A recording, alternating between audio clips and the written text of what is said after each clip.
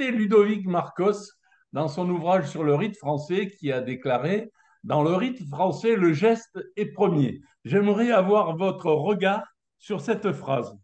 C'est justement ça, c'est ce genre d'affirmation qui amènerait à dire que on ne peut pas travailler en maçonnerie sans rituel.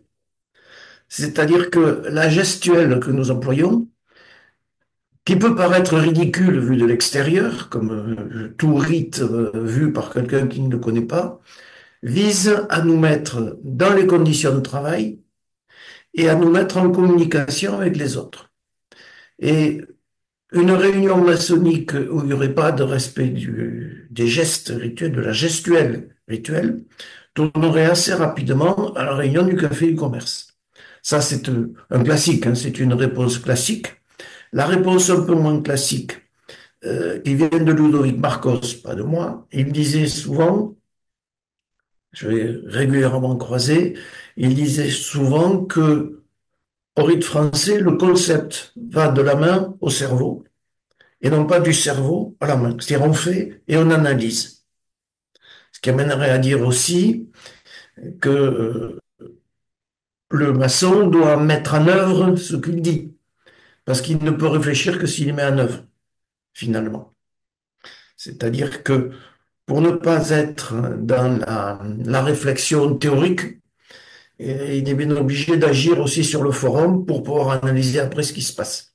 Alors, vous faites souvent référence au rituel 1785-86 de Rottier de Montalot et vous écrivez: Le rite est un langage, un peu plus loin, mais une langue pour rester vivante évolue. Alors, il faudrait que vous me donniez quelques exemples concrets de ces évolutions de la langue au Grand Orient de France. Et il y en a une qui est celle sur laquelle on est souvent attendu, qui est celle de ce que Guénon appelait la mire initiatique, ou que Charles Porset appelle le repère architectonique, c'est-à-dire ce qu'on se donne comme point de fuite pour construire son dessin. Pendant longtemps, on a eu Dieu, au sens du Dieu des chrétiens. On a eu ensuite le grand architecte de l'univers, puis on l'a oublié. Puis est arrivée l'humanité. Au final, c'est la même chose. On a changé la langue, mais il s'agit de s'améliorer pour participer à améliorer l'humanité. Le marquis de Gage disait en 1700, je sais plus, 60, 65, 63, je crois, enfin, le rituel du marquis de Gage, que le devoir d'un maçon était de vivre pour Dieu et de mourir pour lui. On dirait aujourd'hui que son devoir est de vivre pour l'humanité, pour le bien de l'humanité. Au final, c'est la même chose. Il s'agit de se dépasser et de se mettre au service d'un idéal plus grand que soi-même. On a intégré les sœurs, mais,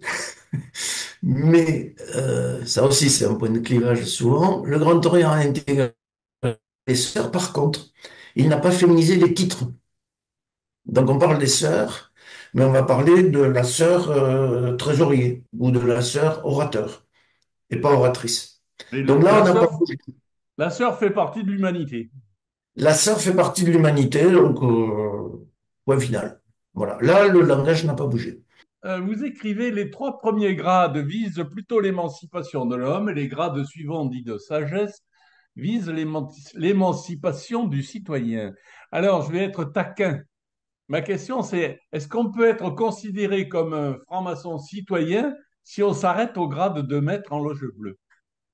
Alors, c'est une vraie question qui est souvent débattue.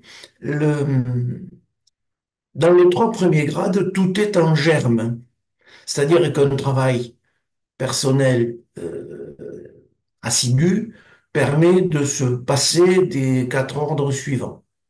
Le problème, c'est que ce travail est, tant pis, je vais être un peu critique, ce travail est rarement fait en loge bleue. Les loges des trois premiers grades, les loges symboliques, travaillent au premier grade, toujours. Au deuxième, pour les réceptions. Au troisième, pour les réceptions, la préparation des élections et le lavage du linge sale familial. Bien. Et donc le travail d'approfondissement n'est pas fait, par exemple, lorsque on va arriver au premier ordre des maîtres qui ont 3 à 4 ans de maîtrise, ils arrivent avec l'idée que le grade de maître, c'est le deuil. Alors que le deuil, c'est l'entrée dans le grade de maître. Oui. Sortie, c'est comment je sors du deuil et comment je prends mes responsabilités puisque le patron est plus là. Il faut bien que quelqu'un se lève et prenne mes responsabilités. Et ça n'est jamais traité. Ou, allez, non, je ne vais pas être excessif, c'est rarement traité. Il y a peu de loges qui le traitent. Et donc, on en est arrivé dans certains chapitres. En rite français, le chapitre groupe les 4 ordres de sagesse, hein. Il n'y a qu'une structure après la maîtrise. On est arrivé dans certains chapitres à faire des séminaires de formation pour les frères et sœurs qui arrivent, et le sujet, c'est la maîtrise. Voilà. Donc, oui, on peut s'arrêter au grade de maître, il y a tout, à condition de travailler autre chose que les planches sociétales du grade d'apprenti. Voilà. C'est une position que je défends partout, qui n'est pas toujours bien comprise, mais tant pis. Dans le chapitre rite initiatique par rapport au rite politique, vous avez une très belle comparaison entre le rite actuel qui dit je ne sais ni lire ni écrire et le rite de 1785 qui disait je ne dois ni lire ni écrire. Lequel est initiatique et lequel est politique et pourquoi? Pourquoi? Et je dirais que je ne sais ni lire ni écrire. Ce qu'on appelle l'humilité, ça ne peut être, à mon avis, ni initiatique ni politique. Parce que on attend que la bonne parole arrive du second surveillant ou du vénérable. Ça crée un inférieur et un supérieur. Or, il n'y a pas, pour moi, d'inférieur et de supérieur. Il y a des frères et des sœurs qui sont plus ou moins avancés sur le chemin. Donc, le je ne dois revient à dire je sais, je dispose d'une vérité, d'une vision de la vérité, mais je ne vais pas vous l'asséner comme ça. J'ai employé le terme dialectique, ce n'est pas pour rien. Nous allons discuter et peut-être élaborer une vérité qui va être différente de la vôtre, de la mienne. Donc pour moi, le je ne dois est à la fois initiatique et politique. Alors je ne vous cache pas Bien. que quand je commence une conférence en disant le rite français est un rite politique, il y a du remous, mais j'y tiens. Alors, ma dernière question, Didier, je vais un peu vous taquiner. Vous dites, vous écrivez, le monde profane est en fait le seul réel. Le monde maçonnique est une fiction pédagogique. Je me demande si cette affirmation, ça ne serait pas un carburant pour la suivante, pour cette phrase suivante que l'on entend parfois. Le Grand Orient de France, c'est l'association profane la plus proche de la maçonnerie. Alors, c'est effectivement une petite pique venant de l'extérieur. Je reste persuadé que la réalité est dehors. D'ailleurs, au premier grade, enfin, presque jamais d'ailleurs, au rite français, on se réunit dans le temple. On se réunit dans l'Algéco, le plus souvent, où on est dehors. Euh, mais dans le temple, on y est pour le troisième grade avec l'assassinat du maître qui se fait là. Le reste du temps, on est dans l'Algéco, on prépare le travail. Et les colonnes ouvrent sur le temple, oui, le temple extérieur, sur le forum. Est-ce que le Grand Orient est une secte profane? Allons au bout. Euh, le Grand Orient s'est parfois perdu, sur la Troisième République par exemple, dans la confusion entre le programme politique et le programme politicien. Et ça nous arrive encore de temps en temps à certains de confondre les deux. Il me semble que le travail en loge, c'est un travail sur les principes, pas sur les faits. On peut pas discuter en loge de l'âge de départ à la retraite, c'est pas sérieux, on n'est pas équipé pour ça. Par contre, débattre de ce qu'est une retraite équitable, ça oui.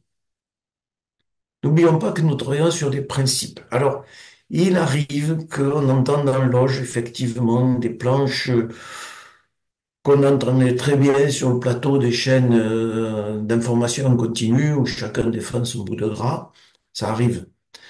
Le problème, c'est que, comme toujours, on ne voit que ceux qui posent des difficultés. C'est-à-dire pour quelques membres qui ont tout confondu, on oublie les autres qui travaillent sérieusement dans leur coin. Mais ça, je veux dire, c'est partout pareil. C'est dans toutes les structures où on condamne une structure, une institution, quelle qu'elle soit, parce qu'il y a un de ses membres qui a dérapé. Mais oui, on se laisse parfois envahir par le profane. C'est pour ça que j'insiste sur le rituel de 1785-86. Il est très sobre, hein. Je crois l'avoir écrit. Il est très sobre, mais il met en avant l'essentiel. Sauf que, comme nous disions tout à l'heure, cet essentiel, on ne pense pas toujours à le travailler parce qu'on le croit acquis. Or, nos symboles ont, pour moi, dans ma lecture, toujours une double lecture, justement. Est-ce que c'est uniquement une lecture initiatique, ésotérique, etc. Ou est-ce que c'est, comme le disait Jean-Charles Lenner, qui m'a beaucoup, beaucoup appris, une signification morale? Et dans ces conditions, on traite un peu de profane, un peu d'initiatique, et l'un éclairant l'autre. Ok. Mais je reconnais cette dualité avec les risques qu'elle présente. Eh bien, Didier Moline, merci d'avoir répondu à mes questions. Bravo pour cet ouvrage, qui est un ouvrage de grande lucidité sur les qualités du rite français et d'une grande lucidité car vous êtes capable de reconnaître les défauts qui peuvent exister chez les autres et chez vous. Et ça, pour moi, c'est un signe qui permet de réunir tous les maçons du monde, quel que soit leur rite et leur obédience. À très bientôt. Merci.